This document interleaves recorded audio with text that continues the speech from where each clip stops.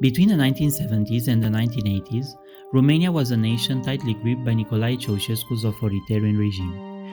Many artistic expressions were expected to glorify the communist ideal, but a group of daring filmmakers found ways to resist. Through refinement and creativity, they crafted movies which exposed cracks in the system while eluding censorship. This is their story.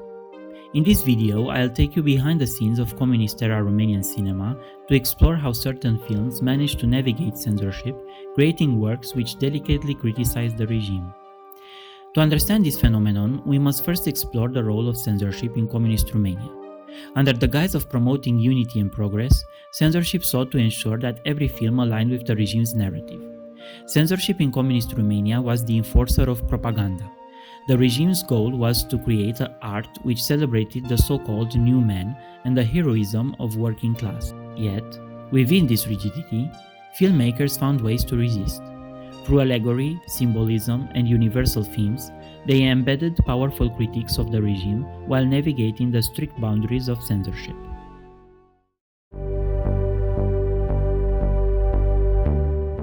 One of the most impressive movies which managed to pass the censorship was Ilustrate cu flori de câmp. The movie tells the tragic story of a young woman who, in seeking an illegal abortion through unconventional means, ultimately loses her life. Its narrative sheds light on the grim consequences of Ceausescu's decree which banned abortion, a policy which caused immense suffering for Romanian women. Decree 770 imposed strict restrictions on abortion and contraception in an effort to dramatically increase the country's population. Doctors found performing abortions faced severe penalties. Despite navigating the limits of censorship, the film provides a striking critique of the regime's violation of personal freedoms and the profound human suffering caused by its oppressive policies.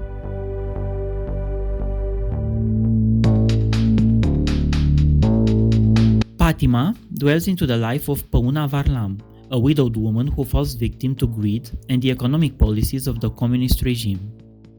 In an effort to protect her children from poverty, she enters a marriage of convenience, inheriting her late husband's prosperous leather goods factory.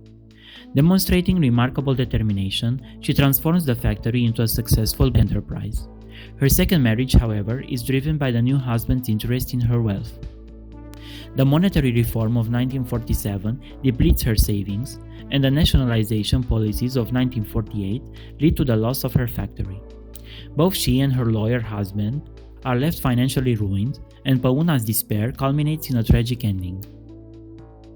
While intended as a critique of business owners, Fatima carefully reveals the catastrophic consequences of nationalization and the destruction of individual lives under state control.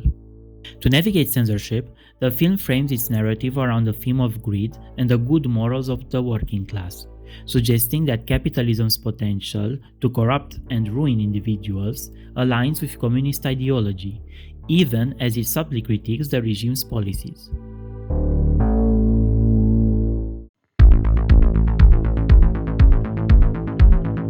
Buletin de București critiques the absurdities of communist Romania's bureaucratic system. The film follows a young woman's struggle to obtain a Bucharest ID card, a document necessary to live in the capital.